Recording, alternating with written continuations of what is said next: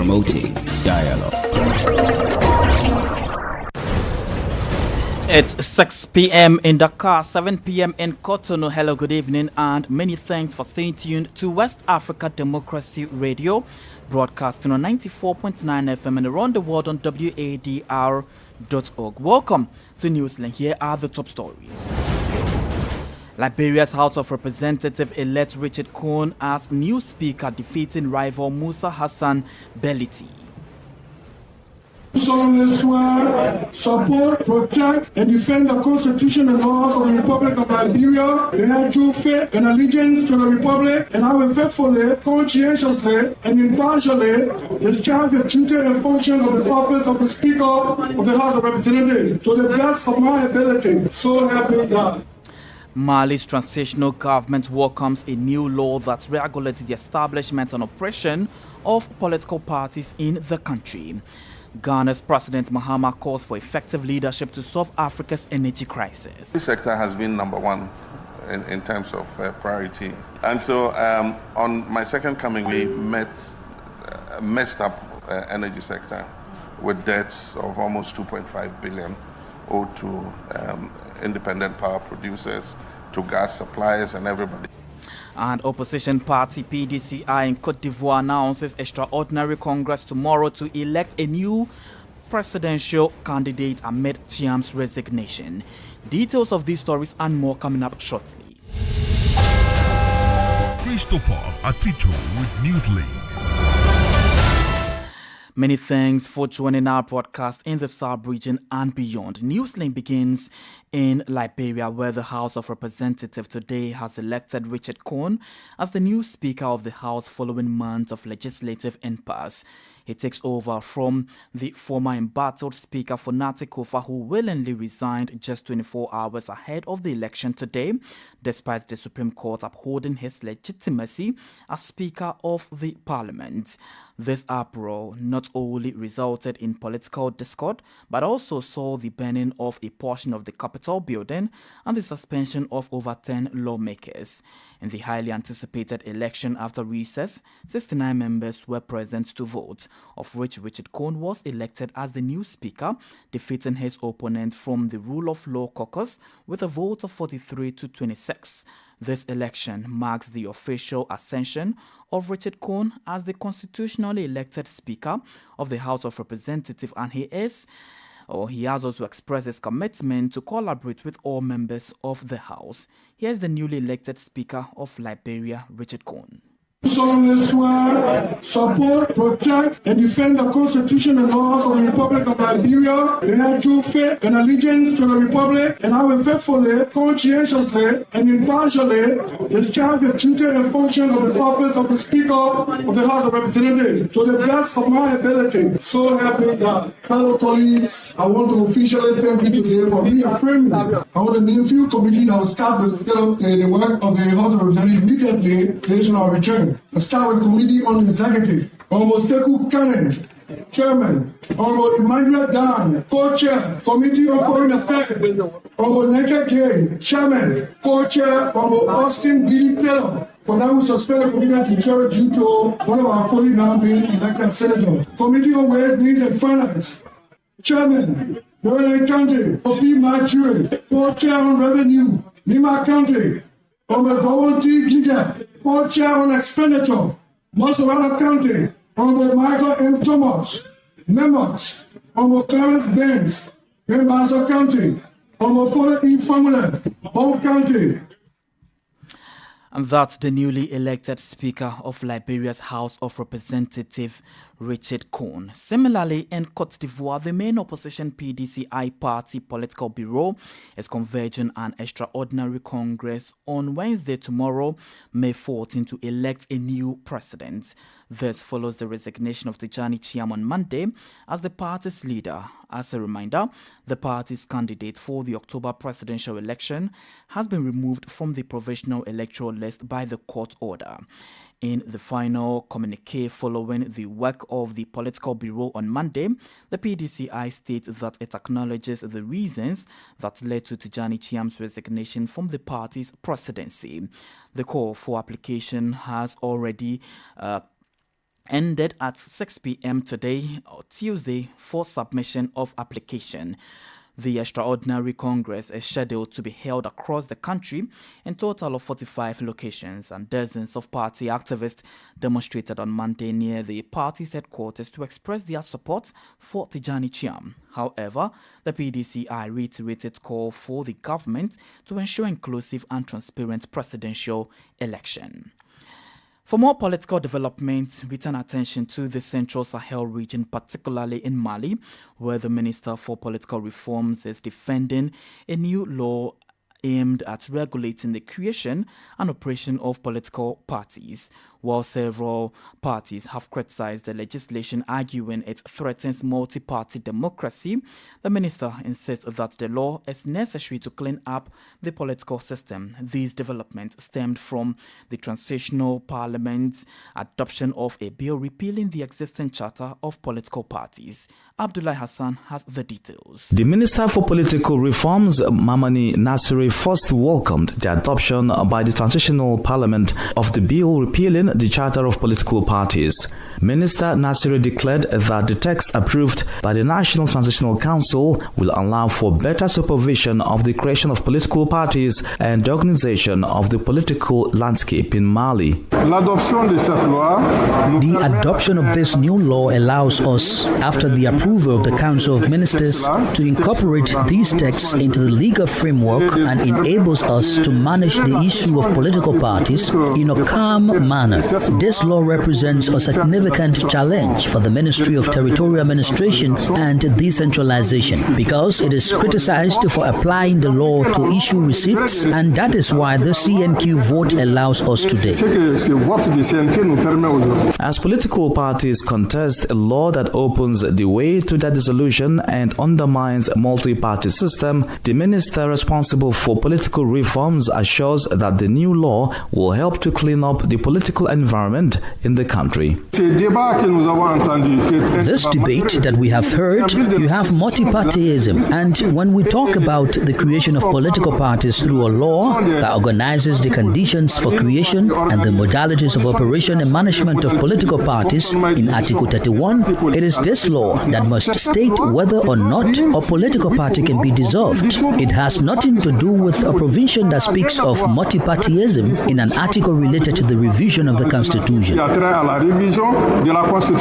As a reminder, the activities of political parties have been suspended for almost a week for reasons of public order. The political parties deemed this measure illegal, as did their planned dissolution by the government. They have taken legal action to contest the move. Abdullah Hassan with the details of Alio Chiam's report from Bamako. Now, latest development on the matter indicates that today, the transitional president Assimi Goïta has promulgated the law abolishing the charter of political parties and the status of opposition through a decree, although the political parties have denounced the text that it undermines multi-party system. More stories coming up on West Africa Democracy Radio. Newslink continues. Let's turn attention to some stories from Ghana, as President John Dramani Mahama has raised concerns over what he describes as a toxic environment inherited from the previous administration in Ghana's oil and gas sector, which he claims led to significant disinvestment and a steady decline in production. Speaking at the Africa CEO Forum Annual Summit in Côte d'Ivoire under the theme Oil and Renewable Energy, a dual bet for Ghana's future, the president said the mismanagement of key relationships with the oil industry contributed to an average 7% annual decline in production. Here's the president. This sector has been number one in terms of priority. And so on my second coming, we messed up energy sector with debts of almost 2.5 billion owed to independent power producers, to gas suppliers and everybody. And so what the previous government started it, but we're continuing it. They've been trying to renegotiate the debt and then see how we can ring fence it. We have some strategies for dealing with it. And I'm sure that by the end of the year, early next year, we should be able to make everybody happy, in terms of dealing with that debt. We need to clean the slate But in cleaning that slate, we must look at the whole value chain, because a lot of the problem is coming from downstream, the distribution end, because of the state-owned utility. ECG is not as efficient in collecting revenue. We are experiencing technical and commercial losses of about 40%. And I think it's only a state-owned enterprise that can survive when you're losing 40% of your revenue. And so we are going into the phase of private sector participation in the billing and metering to bring private sector efficiency in the revenue collection. Ghana's President John Dramani Mahama. So in Ghana, pressure is mounting on the presidency following a controversy following the acting chief executive officer of Gold Board, Sammy Gyamfi, who was caught in a video handling over US dollars notes to a controversial self-styled evangelist. The footages, which went viral, emerged days after the president launched a code of conduct for his appointees, sparking widespread debate. The incident has divided public opinion, with the minority in parliament calling for sanctions against Mr. Gyamfi. The government, however, is accusing the minority of political opportunism. Meanwhile, President John Dramani Mahama's Chief of Staff Julius Deborah has summoned Mr. Gyamfi in response to the incident. From Accra, WADR's Nadi Tete reports. On Monday, May 12, 2025, the Office of the President, through the Chief of Staff Julius Deborah, summoned the acting CEO of the Ghana Gold Board, Sammy Gyamfi, following a viral video showing him handing US dollar notes to the controversial evangelist and former fetish priestess Nana Grada. Mr. Gyamfi, who also serves as the NDC's National Communications Officer, was called to explain the incident, which has sparked public backlash and concerns over ethics in public office, despite an apology rendered. The minority in Parliament is demanding a full investigation into the source of the money. Dr. Kabiru Mahama is a Wali MP and addressed the media on behalf of the minority. We in the minority are calling for the following action or immediate actions. One, the immediate sanctioning of Mr. Sammy Gyamfi as acting CEO of the Ghana Gold Board. Clearly, it is an affront on the Code of Conduct. It is against the Foreign Exchange Act. It is against the Currency Act of the country. Government Communications Minister Felix Kwashiu-Fosu says the Mahama administration is taking the concerns over the conduct of the Gold Board CEO seriously, but slammed the NPP for using the issue for political gain. So we take on board the concerns that the public have raised. It only also shows that people expect a marked departure from the free-for-all that happened under the NPP administration. Once the president returns, he will be briefed for any further positions to be canvassed on the matter. Except that the moment the NPP jumps into this, you know that they are just dabbling in opportunistic politics. They don't believe any of the principles that they are espousing. If you take a cursory look at their behavior and conduct in government, this is not a party that has any respect for modesty or even decency in public office. As the pressure mounts, attention now turns to how the presidency will respond and whether the issue will prompt real accountability or fade from the headlines. For WADR, Nadi Tete, Accra.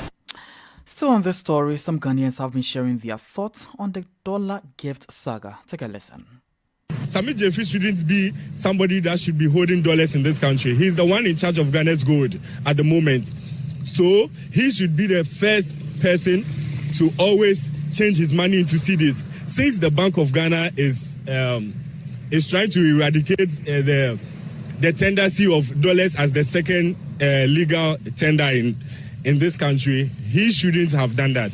He's just 4 months into office, and he's been able to dole out dollars to an individual. And so Sammy should be able to tell us within the 4 months how much his salary is, that he can give this amount of money to one person. The question is, why did he give her that money, and what for? There are lots of youth here who are unemployed and they want some job, or even those on the streets. You can even give it to them to buy something to feed. So my question is, why did Sammy Gyamfi give Agrada that kind of money? If Sammy Gyamfi is having his money and he has decided to give it to Agrada, that's a donation. Why not? But in one way or the other, I would say Agatha is not someone who is all that poor, or she is not poor. If like he is looking for someone that to donate her, at least he can go to the streets of Accra. There are beggars, there are a whole lot of people there that he can decide to give them money. And you heard some Ghanaians speaking on the matter. You're still listening to Newslink here on West Africa Democracy Radio, broadcasting on 94.9 FM and around the world on WADR.org. We're also live on Facebook at WADR English Service, as well as YouTube WADR News. Here's a reminder of our top stories. Liberia's House of Representatives elects Richard Cohn as new speaker, defeating rival Musa Hassan Beliti. Mali's transitional government welcomes a new law that regulates the establishment and operation of political parties in the country. Ghana's President Mahama calls for effective leadership to solve Africa's energy crisis. And opposition party PDCI in Cote d'Ivoire announces extraordinary Congress tomorrow to elect a new presidential candidate amid Chiam's resignation. Still ahead in the news, Victim Association in Guinea calls for resumption of September 28, 2009 massacre trial. We do have the guest interview and sports news. Please stay with us. Fresh and breaking news all the time. Hear it first as the news breaks, only on West Africa Democracy Radio. Newslink continues. Taking a closer look at Guinea as victims of the September 28, 2009 massacre during the former junta leader Musa Dadis Camara's regime are calling for a resumption of the trial. Plenary investigations into the massacre began on January 20, 2023, but got halted after some months with no further proceedings. In a letter addressed to the transitional president General Mamadou Diomboya, victims and the families of the victims are pleading for the resumption of stalled investigations, urging that the process moved forward to ultimately lead to the trial. Augustine Colley completes the story. In a letter addressed to General Mamadi Doumbouya, the Association of Victims of the Regime of former President Alpha Condé and the Institute for Research and Democracy deployed the interruption of the preliminary investigation into the crimes committed during Condé's regime. Attorney General Suleiman Balde is the legal representative of the association. Preliminary investigation began on January 20, 2023. There have been hundreds of civil society parties who have been heard, as well as hundreds who have been implicated in the case of human rights violations during Mr. Alpha Condé's tenure. Unfortunately, for some time now, the preliminary investigation has been halted. We do not know the reasons for this or what justifies the halt. The refusal of certain police and gendarmerie officers to appear before the pool of investigators is said to be the reason for the halt in the proceedings. For this reason, Anthony Balde calls for the involvement of the transitional president into the matter. The case is highly political. It is illusory to hope that the judicial trial will go to the end if there is indeed no political will. It took the rise to power of the CNRD for the trial to be organized. If there had not been a change of regime, these preliminary investigations would not even have been initiated. Therefore, it is necessary to obtain the involvement of the president to hope that the case is worth its punches.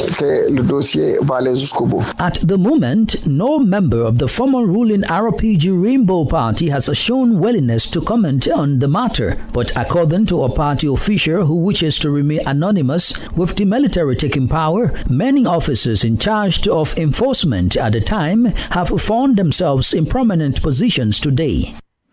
A report from Chiano Alpha Ibrahim Baude's report in Conakry and voiced by Augustine Colley. Elsewhere, 78 Nigerian women who were trafficked to Cote d'Ivoire under the promises of employment have been successfully repatriated to Nigeria. The rescue operation was facilitated by Nigerian airline Air Peace Limited in collaboration with the federal government. Upon arrival at the Murtala Mohammed International Airport in Lagos over the weekend, the returnees were immediately provided with some medical care and support services to aid in their recovery and reintegration. Airpeace chairman Alain Onyema personally received the women and reaffirmed the airline's commitment to humanitarian efforts. He assured the returnees that the federal government will continue to support them as they rebuild their lives. Take a listen. Fellow Nigerians, how are you? You're welcome back to our country. It's the joy of the president of this country that you're back today. And President Tinubu is very, very happy. Nigeria belongs to you. We are going to give you the treatment, the good treatment you deserve.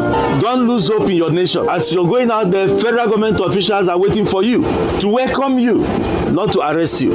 They will give you, take care of you, and encourage you, and make you believe in your nation, Nigeria. There's no other country we have. This is the best place to be. Forget everything. We have our difficulties, but every country has its own difficulties. We are very sorry that some people deceived you. You don't deserve to be deceived. So we are bringing you back to rehabilitate you and reintegrate you into the Nigerian society. We can have a president in any of you. Don't look down on yourself. You can be a governor tomorrow. You can be anything you want to be. We don't need to sell our bodies to do anything. May God continue to bless all of you and bless our nation. And that's Airpeace chairman Alain Onyema. In Togo, the African Union Debt Conference ended today in Lomé. The continental event brought together leaders, experts, and financial partners to discuss issues of African debt. It is an opportunity for the continent to collectively consider sustainable solutions in the face of increasingly heavy public debt. More than 25 African countries attended the event or currently are in distress or high risks of debt distress compared to only 9 in 2012. Added that to this external debt, the increase between 2010 and 2020 reached nearly 65% of Africa's GDP in 2023. The data has led to the continent's leaders to reflect on the issue of debt in Africa. The president of the Council of Togo, Fonya Singbe, made these remarks on Monday at the ongoing event. This is certainly a conference on debt on one of the most pressing challenges for our countries, but it is above all a conference about our future. How can African nations finance their development and prepare for their future in a rapidly changing world that often excludes them? How can we build a sustainable future without challenging the unbalanced rules of the international financial system? That is why we must today ask fundamental questions about what financial sovereignty means and about the shared responsibilities in Africa and beyond. Fonya Singbe is the president of the Council of Togo. Politics, analyses on major news, social matters, and all. This is A Guest. Our guest this evening will remain in Liberia as the House of Representatives today elected Richard Cohn as the new Speaker of the House following months of legislative impasse. And our guest is Titus B. Pakala, a Liberian human rights activist. He talks to WADR on the resignation of former Speaker Fonati Kofa and the key dynamics of the election of Speaker Cohn. Speaker Kofa's resignation aligns with constitutional interpretation in our country, in Liberia's context, and that in fact, April 2010 ruling of the Supreme Court legitimized the speakership of Fonati Kofa as Speaker of the 55th House of Legislature. His resignation also solidifies his discipline in legal practice in Liberia and how he understands legislative politics. On the other side, Richard Cohn, who has been illegally running the speakership of the 55th House of Legislature, seems to be in a position of distrust, where the Supreme Court is telling us that Richard Cohn is not the legitimate Speaker of the House, and while Richard Cohn himself is saying he is the legitimate Speaker of the House, given that he has quorum. So the atmosphere here in Liberia and the interpretation for us in Liberia is that we have learned lessons as Liberians, and understanding that the resignation of Speaker Cohn was a moral legacy of Liberia gateway to public morality and accountability in our state. President Boakai was reluctant to recognize the leadership of Kofa. What does this say about the balance of power between the executive and the legislature in Liberia? The Supreme Court of Liberia is the arbiter of justice and interpretation of our rules in this country. So if the Supreme Court comes out to say Kofa is the legitimate Speaker of the House, and the President comes out to say no, he supports Kun as Speaker of the House based on quorum, that means there is a controversy in lines of who is leading the state. Because it is the President, Joseph Yuma Boakai, that is leading our state, and he is disagreeing with the position of the Supreme Court. So this means that President Joseph Yuma Boakai has undermined the interest of the Supreme Court, the interpretation of the Supreme Court. And this is a very big trouble for us as civil society actors and as Liberians. This crisis highlights the division within the Liberia's legislature, because there are some who are in support of Kofa and there are also some, particularly the ruling government, who were opposing his leadership authority. As lawmakers prepare to elect a new speaker today, what key dynamics or alliances should we be watching, and what impact could the outcome have on the broader political landscape in Liberia? Well, first of all, there is an increasing dynamic shift in terms of the support of Musa Hassan Belete, who is also a representative, and also Kun. Remember, Rete Nambe Kun has been the illegal speaker of the 55th House of Legislature. Even on that note, he has been able to influence different lawmakers' support towards his base. So this means he has the interest of the executive branch. He has financial resources. He also has the power to traditionally become the next speaker of the 55th House of Legislature. But this is a very crucial one, because Musa Belete comes with resources to also influence the support of different lawmakers, especially those who believe in the rule of law, those who believe in the Supreme Court interpretation. So it is an election of illegitimacy and an election of legality. Titus B. Pakala is a Liberian human rights activist.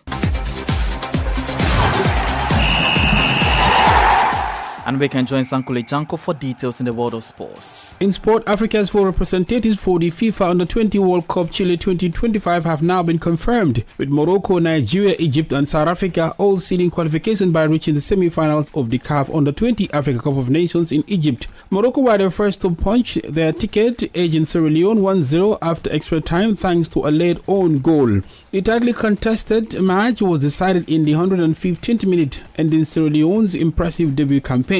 Hosts Egypt joined them after a thrilling comeback against Ghana and secure qualification after a nerve in the shootout to win 5-4. Nigeria, the continent's most decorated under-20 side, advanced after defeating defending champion Senegal on penalties. The Flying Eagles kept calm under pressure to seal their record 14th appearance at the Under-20 World Cup. South Africa completed the quartet with a 1-0 extra time win over DR Congo. The FIFA Under-20 World Cup will take place in Chile from 27 September to 19 October 2025. And that's it for sports. And with that, we've come to the end of Newslink here on West Africa Democracy Radio, broadcasting on 94.9 FM and around the world. We are live on WADR.org. Thank you for listening, and many thanks to Falilu So and Umu Danyogo for the technical assistance.